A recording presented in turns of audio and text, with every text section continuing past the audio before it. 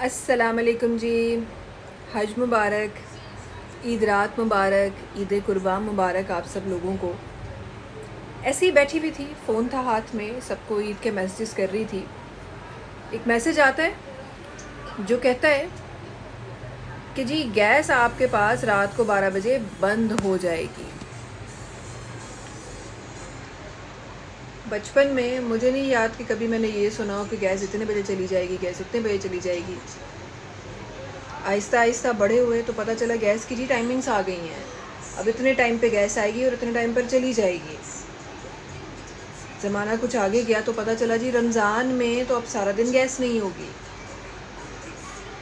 ان سب چیزوں کے باوجود ایک چیز ہوا کرتی تھی کہ جی عید والے دن، عید کی رات گیس نہیں جانے والی، یہ ٹینشن نہیں ہوگا.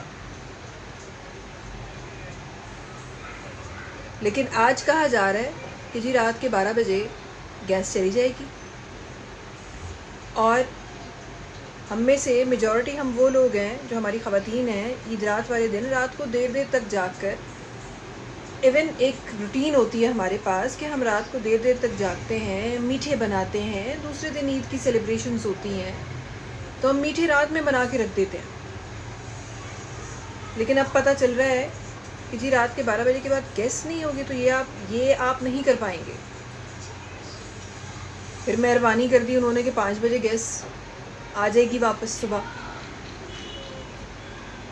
ظاہر مرد حضرات نماز پہ جائیں گے، قربانی کے سلسلے ہوں گے، بیزی دن بڑا گزرتا ہے یہ والا، اسپیسیفکلی اس عید والا دن.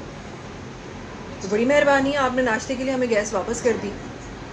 لیکن پتہ یہ چلتا ہے کہ جی مڈ آف دا ڈے آپ کی گیس دوبارہ بند کر دی جائے گی.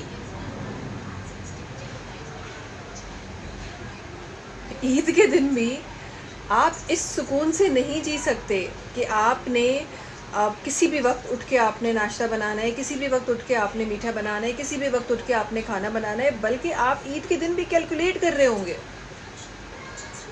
عید کے دن بھی آپ کو یہ ٹینشن ہوگا کہ کہیں بھی گیس تو نہیں چلی جائے گی، کہیں لائٹ تو نہیں چلی جائے گی.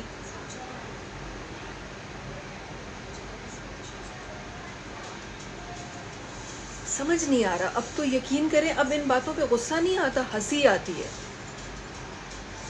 اب جب یہ باتیں سامنے آتی ہیں تو لٹرلی ہنسی آتی ہے.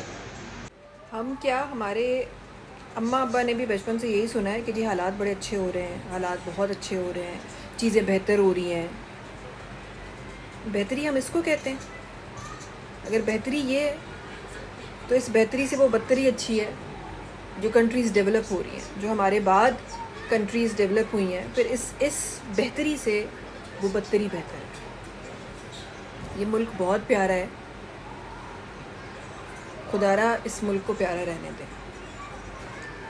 یہ ملک ہماری جان ہے، اس ملک سے ہماری پہچان ہے.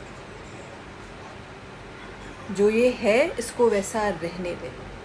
ایک گزارش ہے میری آپ سب لوگوں سے.